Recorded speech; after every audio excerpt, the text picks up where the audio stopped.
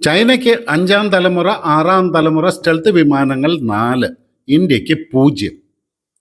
ചൈനയുടെ ഏറ്റവും പുതിയ ഈ സ്റ്റെൽത്ത് വിമാനങ്ങൾ ഇന്ത്യക്ക് മാത്രമല്ല അമേരിക്കയ്ക്കിട്ടും വമ്പിച്ച ഒരു പണി തന്നെയാണ്. 2 സ്റ്റെൽത്ത് വിമാനങ്ങളുടെ പ്രോട്ടോടൈപ്പാണ് ഒന്നിനു പുറകെ ഒന്നായിട്ട് ചൈന ഈ അടുത്ത ദിവസം പറപ്പിച്ചത്. JF-36ഉം JF-XX. ഇതിനെക്കുറിച്ചുള്ള വലിയ വിവരങ്ങളൊന്നും പുറത്തു വന്നിട്ടില്ല എന്നുണ്ടെങ്കിലും അറിയാവുന്ന വിവരങ്ങൾ എന്തൊക്കെയാണെന്നും ഇനിയെങ്കിലും ഇന്ത്യക്ക് എന്ത് ചെയ്യാൻ കഴിയും എന്ന വിവരങ്ങളുമാണ് ഞാൻ ഈ വീഡിയോയിലൂടെ പങ്കുവയ്ക്കുന്നത്. എല്ലാവർക്കും നമസ്കാരം. എൻ്റെ പേര് രഘുനാഥ് ചൈതന്യ. ഞാനൊരു ഇന്ത്യൻ എയർഫോഴ്സ് വെറ്ററനാണ്. വീഡിയോ ഇഷ്ടപ്പെട്ടെങ്കിൽ ലൈക്ക് ചെയ്യാനും ഷെയർ ചെയ്യാനും ചാനൽ സബ്സ്ക്രൈബ് ചെയ്യാനും മറക്കരുത്. നമ്മൾ റഡാർ ടെക്നോളജിയിലും മിസൈൽ ടെക്നോളജിയിലും അങ്ങനെ മറ്റ് പലയിടത്തും ചൈനയുമായിട്ട് കിടപിടിക്കുന്ന ടെക്നോളജി നമുക്കുണ്ട് എന്ന് പറഞ്ഞു കഴിഞ്ഞാലും സ്റ്റെൽത്ത് വിമാനങ്ങളുടെ ടെക്നോളജിയിലുള്ള ചൈനയുടെ മുന്നേറ്റം സത്യത്തിൽ നമ്മളെ ഭയപ്പെടുത്തുന്നതാണ്. ഏതായാലും ചൈനയുടെ ഈ പുതിയ 6ാം തലമുറ യുദ്ധവിമാനങ്ങളുടെ കേപ്പബിലിറ്റീസ് അറിവായിടത്തോളം എന്തൊക്കെയാണെന്ന് നമുക്ക് നോക്കാം. ഒന്നാമത്തെ കാര്യം, ഇതൊരു ബ്രോഡ് സ്പെക്ട്രം സ്റ്റെൽത്ത് വിമാനമാണ്. എന്ന് പറഞ്ഞാൽ റഡാറുകളുടെ ദൃഷ്ടിയിൽപ്പെടാനുള്ള സാധ്യത വളരെ വളരെ വളരെ കുറവാണ്. അതിൻ്റെ കാരണമായിട്ട് പറയുന്നത്, ഏത് തരത്തിലുള്ള ഇലക്ട്രോ മാഗ്നറ്റിക് സ്പെക്ട്രം ആയാലും റഡാർ ഫ്രീക്വൻസി ആയാലും അതിനെയെല്ലാം വെട്ടിച്ചു പോകാൻ ഇതിന് സാധിക്കുന്ന രീതിയിലാണ് ഇതിനെ നിർമ്മിച്ചിരിക്കുന്നതാണ്. ഇപ്പോൾ നമുക്കറിയാവുന്ന റഷ്യയുടെയും ചൈനയുടെയും അമേരിക്കയുടെ ഒക്കെ 5th ജനറേഷൻ സ്റ്റെൽത്ത് വിമാനങ്ങൾക്ക് ഹൈ ഫ്രീക്വൻസി റഡാർ സിഗ്നലുകളെ ഒഴിവാക്കി പോകാൻ വേണ്ടിയിട്ടാണ് അതിനെ രൂപകൽപ്പന ചെയ്തിരിക്കുന്നത്. അതുകൊണ്ട് തന്നെ ഈ വിമാനങ്ങളെ ലോ ഫ്രീക്വൻസി റഡാർ സിഗ്നൽ ഉപയോഗിച്ച് കണ്ടുപിടിക്കാൻ സാധിക്കും. പക്ഷേ ചൈനയുടെ 6ാം തലമുറ യുദ്ധവിമാനങ്ങൾ ലോ ഫ്രീക്വൻസി റഡാറിൽ പോലും പെടില്ല എന്നാണ് പറയുന്നത്. ചൈനയുടെ ഈ പുതിയ 6ാം തലമുറ യുദ്ധവിമാനങ്ങളുടെ ഏറ്റവും പ്രധാനപ്പെട്ട ഒരു ടെക്നോളജിക്കൽ അഡ്വാൻസ്മെന്റ് എന്ന് പറഞ്ഞു കഴിഞ്ഞാൽ ഇത് രണ്ടും ഒരു ടെയിൽലെസ് ഡെൽറ്റ പ്ലാറ്റ്ഫോമിലാണ്. എന്ന് പറഞ്ഞാൽ സാധാരണ വിമാനങ്ങൾക്കുള്ളതുപോലെ അതിന് വെർട്ടിക്കൽ ഫിൻ, മുകളിലേക്ക് നിൽക്കുന്ന ടെയിലുകൾ ഇല്ല എന്നുള്ളത് തന്നെയാണ്. അതുകൊണ്ട് തന്നെ ഈ ഒരു ഫീച്ചറും അതിൻ്റെ സ്റ്റെൽത്ത് കേപ്പബിലിറ്റിയെ അങ്ങേയറ്റം സഹായിക്കുന്നുണ്ട്. ഏതാണ്ട് റഡാറുകൾക്ക് പൂർണ്ണമായിട്ടും അദൃശ്യനായിട്ട് ഇതിന് പറക്കാൻ കഴിയും എന്നുള്ളതാണ് വിലയിരുത്തപ്പെടുന്നത്. എന്ന് മാത്രമല്ല, ഇതിൻ്റെ ഷേപ്പ് നമ്മളൊന്ന് അനലൈസ് ചെയ്ത് കഴിഞ്ഞാൽ ഈ ഡെൽറ്റ വിങ് പ്ലാറ്റ്ഫോം ഒരു ഡയമണ്ട് ഷേപ്ഡ് എന്നും ഇതിനെക്കുറിച്ച് പറയുന്നുണ്ട്. ഇത് ചൈനയുടെ തന്നെ J-20 അപേക്ഷിച്ച് ഒരുപാട് വോളിയം ഉള്ള ഒരു വിമാനമാണ്. എന്ന് പറഞ്ഞു കഴിഞ്ഞാൽ ഇതിന് കൂടുതൽ പേലോഡ് വഹിക്കാൻ കഴിയും, കൂടുതൽ ഫ്യൂവൽ വഹിക്കാൻ കഴിയും, അതുകൊണ്ട് തന്നെ കൂടുതൽ ദൂരം താണ്ടാൻ കഴിയും. എന്ന് മാത്രമല്ല, ഇതിന് കൂടുതൽ ആയുധങ്ങളും വഹിക്കാൻ കഴിയും. അങ്ങനെ വരുമ്പോൾ ഒരുപക്ഷെ ഇത് ലോകത്തിലെ ഏറ്റവും ഡെഡ്ലി ആയിട്ടുള്ള ഒരു വിമാനമായിട്ട് വരാനാണ് സാധ്യത. പക്ഷേ ഇതിൽ മറ്റൊരു പ്രത്യേകത നമ്മൾ കണ്ടതെന്ന് പറഞ്ഞു കഴിഞ്ഞാൽ J-36 3 എഞ്ചിനുകൾ ഉപയോഗിക്കുന്നുണ്ട്. 2 സാധാരണ പോലെ തന്നെ ട്രഡീഷണൽ കോൺഫിഗറേഷനിലാണ്. ഫ്യൂസലേജിന്റെ 2 ഭാഗത്തുമായിട്ട് എയർ ഇൻടേക്കുകളും ഒക്കെ വെച്ചിട്ട് 3ാമത്തേത് ഫ്യൂസലേജിന്റെ മുകളിൽ ആണ് വെച്ചിരിക്കുന്നത്. അതൊരു പക്ഷേ ഒരു 6ാം തലമുറ യുദ്ധവിമാനത്തിന് വേണ്ടത്ര ത്രസ്റ്റ് ജനറേറ്റ് ചെയ്യാൻ ഈ 2 എഞ്ചിനുകൾ കൊണ്ട് സാധിക്കാത്തത് കൊണ്ട് 3ാമതൊരു എഞ്ചിൻ കൂടി അവർ വെച്ചതായിരിക്കും. അതുകൊണ്ട് തന്നെ എഞ്ചിൻ ടെക്നോളജിയിൽ ചൈന ഒരുപാട് അഡ്വാൻസ്ഡ് അല്ല ഇപ്പോഴും എന്നാണ് നമ്മൾ മനസ്സിലാക്കേണ്ടത്. സ്റ്റെൽത്ത് വിമാനങ്ങളുടെ ഏറ്റവും അപകടകരമായ മറ്റൊരു ഏരിയ എന്ന് പറയുന്നത് എഞ്ചിൻ്റെ എക്സോസ്റ്റ് ആണ്. കാരണം അതൊരുപാട് ഹീറ്റ് ജനറേറ്റ് ചെയ്യുന്ന ഒരു ഏരിയയാണ്. അപ്പം അതിനെയും ഗ്രൗണ്ട് ബേസ്ഡ് റഡാറിൽ നിന്ന് പോലും കണ്ടുപിടിക്കാൻ സാധിക്കാത്ത വിധത്തിൽ അതൊരു ഫ്യൂസലേജ് വിങ് പ്ലാറ്റ്ഫോം ഉപയോഗിച്ച് അതിനെ പ്രോപ്പറായിട്ട് അവർ ഷീൽഡ് ചെയ്തിട്ടുണ്ടെന്നുള്ളതാണ്. അപ്പോൾ ഇത്രയും കഴിവുള്ള, ഒരുപാട് ദൂരം സഞ്ചരിക്കാൻ സാധ്യതയുള്ള multi spectral radar stealth capability ഉള്ള ഒരു വിമാനം ഒരു പക്ഷേ പലതവണ ഇന്ത്യൻ എയർ സ്പേസിൽ വന്ന് കറങ്ങി നടന്നിട്ട് തിരിച്ചു പോയാലും നമ്മളിത് അറിയാൻ പോലുമുള്ള സാധ്യത വളരെ കുറവാണെന്ന് വേണം നമ്മൾ മനസ്സിലാക്കാനായിട്ട്. നമ്മളിതിൻ്റെ എയറോഡൈനാമിക്സിനെ കുറിച്ചൊക്കെ ഒന്ന് പഠിച്ചു കഴിഞ്ഞാൽ ഒരു ടെയിൽലെസ് എയറോഡൈനാമിക് ഡിസൈൻ ആയതുകൊണ്ട് തന്നെ ഇതിൻ്റെ മന്യൂവറബിലിറ്റി, ചടുലത കുറയാനുള്ള സാധ്യതയുണ്ട്. വിമാനം എത്രത്തോളം വലുതാകുന്നോ അതനുസരിച്ച് ചടുലത വീണ്ടും കുറയാനാണ് സാധ്യത. പക്ഷേ ത്രസ്റ്റ് വെക്ടറിങ് എഞ്ചിൻസ് ഉപയോഗിച്ച് കഴിഞ്ഞാൽ ഇതിൻ്റെ ചടുലത വർദ്ധിപ്പിക്കാൻ സാധിക്കും. ഈ വിമാനങ്ങളിൽ ഉപയോഗിച്ചിരിക്കുന്ന എഞ്ചിനുകൾ ത്രസ്റ്റ് വെക്ടറിങ് കേപ്പബിലിറ്റി ഉള്ളതാണോ അല്ലെന്നും അറിയില്ല. ഇനി ഒരുപക്ഷെ 3ാമത്തെ എഞ്ചിൻ ഈ ഒരു പർപ്പസ് ഉദ്ദേശിച്ചുകൊണ്ടാണോ ഇതിൽ ഇൻകോർപ്പറേറ്റ് ചെയ്തിരിക്കുന്നത് എന്നും നമുക്ക് അറിയില്ല. ഇതുപോലെ ഒരു വിമാനം ഇന്ത്യ ഉണ്ടാക്കിയെടുക്കണമെങ്കിൽ ഒരുപാട് വർഷങ്ങൾ എടുക്കും എന്നുള്ളത് നമുക്കറിയാം. ഇപ്പം തന്നെ റഷ്യയുടെ സുഖോയ് 57 5th ജനറേഷൻ ഫൈറ്റേഴ്സ് നമുക്ക് ഓഫറിലുണ്ട്. നമ്മൾ ഇതുവരെ തീരുമാനം എടുത്തിട്ടില്ല, എന്തുകൊണ്ടാണെന്ന് അറിയില്ല. അതുപോലെ തന്നെ യൂറോപ്പിൽ ഡെവലപ്പ് ചെയ്തിരിക്കുന്ന 2 6ാം തലമുറ യുദ്ധവിമാനങ്ങളും ഇന്ത്യക്ക് അതിൽ പാർട്ടിസിപ്പേറ്റ് ചെയ്യാമെന്നുള്ള ഒരു ഓഫർ വന്നിട്ടുണ്ട്. ലേറ്റസ്റ്റ് ആയിട്ട് ഇംഗ്ലണ്ടും ഇറ്റലിയും ജപ്പാനും ചേർന്ന് നിർമ്മിക്കുന്ന ഒരു 6th ജനറേഷൻ ഫൈറ്ററിൽ പാർട്ടിസിപ്പേറ്റ് ചെയ്യാനായിട്ട് ഇംഗ്ലണ്ടും ഇറ്റലിയും ഇന്ത്യ ക്ഷണിച്ചിട്ടുമുണ്ട്. നമ്മൾ ആ കാര്യത്തിലും ഇതുവരെ പ്രതികരിച്ചിട്ടില്ല. എങ്കിലും നമുക്ക് ചെയ്യാൻ പറ്റുന്ന ഒരുപാട് മറ്റു കാര്യങ്ങളുണ്ട്. ഒന്നാമത്തെ കാര്യം, നമ്മൾ കൂടുതൽ അഡ്വാൻസ്ഡ് ആയിട്ടുള്ള റഡാറും അതുപോലെ തന്നെ ഡിറ്റക്ഷൻ സിസ്റ്റംസും നമ്മൾ ഡെവലപ്പ് ചെയ്യണം. ക്വാണ്ടം റഡാർ ടെക്നോളജി നമ്മൾ എത്രയും വേഗം ഒരു വാർ ഫൂട്ടിങ്ങിൽ തന്നെ ഡെവലപ്പ് ചെയ്യാൻ വേണ്ട കാര്യങ്ങൾ നമ്മൾ ചെയ്യണം. അതാകുമ്പോൾ ട്രഡീഷണൽ റഡാർ സിസ്റ്റം തീർച്ചയായിട്ടും മിസ് ചെയ്യാൻ പോകുന്ന വിമാനങ്ങളെ പോലും കണ്ടുപിടിക്കാൻ നമുക്ക് സാധിക്കും. അതിൻ്റെ കൂടെ മൾട്ടി സ്പെക്ട്രൽ സെൻസേഴ്സ് ഉള്ള റഡാറുകൾ, നമ്മുടെ വിരൂപാക്ഷ റഡാറിനൊക്കെ മൾട്ടി സ്പെക്ട്രൽ സെൻസേഴ്സ് ഉണ്ട്.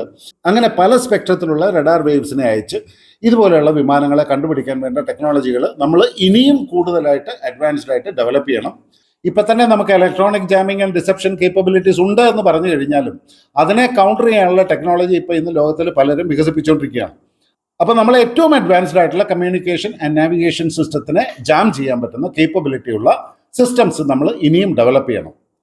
പിന്നെ സൈബർ വാർഫെയറിലും ഒരുപക്ഷെ നമ്മൾ ഇനിയും ഒരുപാട് മുന്നോട്ട് പോകേണ്ടതുണ്ട്.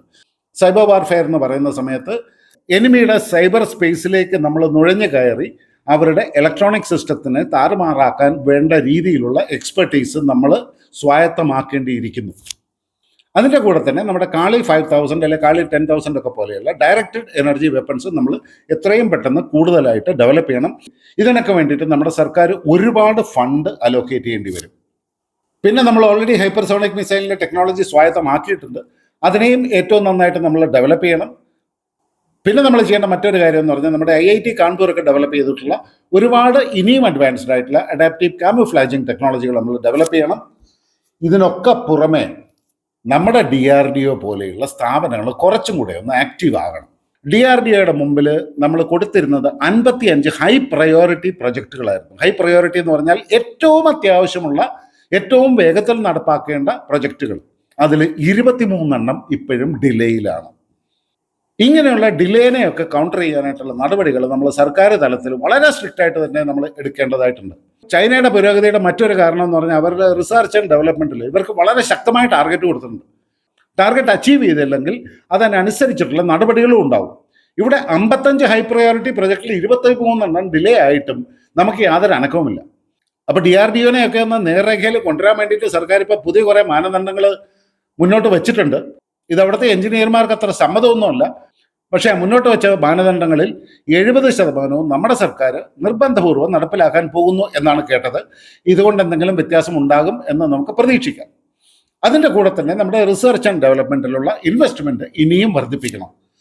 അമേരിക്കയും ചൈനയും ഒക്കെ ഇത്ര പെട്ടെന്ന് അഡ്വാൻസ് ചെയ്യുന്നതിൻ്റെ മറ്റൊരു കാരണം അവരുടെ GDPയുടെ 3% ഇവർ റിസർച്ച് ആൻഡ് ഡെവലപ്മെൻറ്റിലാണ് ചിലവാക്കുന്നത്.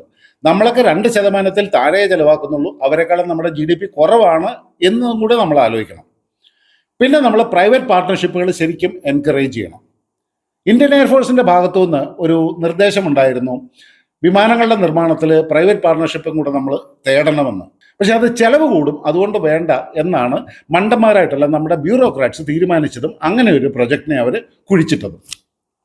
അതുകൊണ്ട് തന്നെ നമ്മുടെ ഈ ബ്യൂറോക്രാറ്റിക് പ്രോസസ്സിനെയും അത്യാവശ്യമായിട്ടൊന്ന് സ്ട്രീംലൈൻ ചെയ്യണം. അപ്രൂവൽസ് ഒക്കെ കുറച്ചും കൂടെ ഒന്ന് സിംപ്ലിഫൈ ചെയ്തിട്ട് ഒരുപാട് ചാനൽ വഴിയുള്ള അപ്രൂവലൊക്കെ എടുത്ത് കളയണം, തോട്ടിക്കളയണം. പക്ഷെ നമ്മുടെ ഗവൺമെൻറ് ഈ ബ്യൂറോക്രാറ്റ്സിനെ ഒരുപാട് ഡിപ്പെൻഡ് ചെയ്യുന്നുണ്ടെന്നുള്ളത് ഒരു വസ്തുതയാണ്. അതിൻ്റെ ഒരു കാരണം എന്ന് പറഞ്ഞു കഴിഞ്ഞാൽ തൊട്ടതിനും പിടിച്ചതിനും എല്ലാം ഒബ്ജക്റ്റ് ചെയ്യുന്ന മറ്റു കുറേ രാഷ്ട്രീയക്കാർ ഇവിടെ ഉണ്ടെന്നുള്ളത് ഒരു വസ്തുതയാണ്. നമുക്കറിയാം, റഫാൽ ഡീൽ വന്നു കഴിഞ്ഞപ്പോൾ അത് ക്യാൻസൽ ചെയ്യണമെന്ന് പറഞ്ഞ് സുപ്രീം കോടതി പോയ ആൾക്കാർ വരെ ഉള്ള ഒരു രാജ്യമാണ് ഇവിടെ. അതുകൊണ്ടാണ് ഈ സർക്കാരിൻ്റെ മേലെയുള്ള ഇതുപോലെയുള്ള ചീത്തപ്പേര് കേൾക്കാതിരിക്കാൻ വേണ്ടി ഭയന്നിട്ടാണ് നമ്മൾ ബ്യൂറോക്രാറ്റ്സിലെ ഒരുപാട് ഡിപ്പെൻഡ് ചെയ്യുന്നത്. പിന്നെ ഈ പറഞ്ഞ പോലെ ഇങ്ങനെ ഒരുപാട് പൊതുമേഖലാ സ്ഥാപനങ്ങളുണ്ടല്ലോ. ഇപ്പം ഇവരെല്ലാം തമ്മിൽ നന്നായിട്ടൊന്ന് കോർഡിനേറ്റ് ചെയ്യണം. ഞാനാണ് വലുത്, നീയാണ് ചെറുത് എന്നൊക്കെ പറഞ്ഞിട്ടുള്ള ഒരു ഈഗോ എല്ലാം മാറ്റി വെച്ചിട്ട് ഒരു രാജ്യത്തിൻ്റെ താല്പര്യങ്ങൾ മുൻനിർത്തിക്കൊണ്ട്, രാജ്യത്തിൻ്റെ ശമ്പളം മേടിക്കുന്ന ആശാന്മാരല്ലേ, ഇവരെല്ലാം കൂടെ ഒന്ന് കോർഡിനേറ്റ് ചെയ്ത് കാര്യങ്ങൾ ചെയ്യുകയാണെങ്കിൽ കുറച്ചുകൂടെ ഭംഗിയായിട്ട് ഉണ്ടാവും. പിന്നെ നമുക്ക് പറഞ്ഞ പോലെ ടെക്നോളജിക്കൽ ഇന്നൊവേഷനും അതുപോലെ തന്നെ ടെക്നോളജിക്കൽ ട്രാൻസ്ഫറും നമുക്ക് ധാരാളമായിട്ട് കിട്ടാവുന്നിടത്തുനിന്നെല്ലാം സാധ്യതകൾ നമ്മൾ പരിഗണിക്കണം. അപ്പോൾ ഈ ഡിഫൻസ് പ്രൊജക്റ്റിലുള്ള സ്റ്റാർട്ടപ്പുകൾക്ക് എന്തുകൊണ്ട് ഇൻസെൻറ്റീവ്സ് കൊടുത്തുകൂടാ? എന്തുകൊണ്ട് അവർക്ക് ഗ്രാൻറ്റുകൾ കൊടുത്തുകൂടാ? അവരുടെ 1-2 എക്സ്പെരിമെൻ്റ് അല്ലേ, പ്രൊജക്റ്റ് ഫെയിൽ ആയിക്കോട്ടെ, കൊടുത്ത പൈസ പൊയ്ക്കോട്ടെ, സാരമില്ല.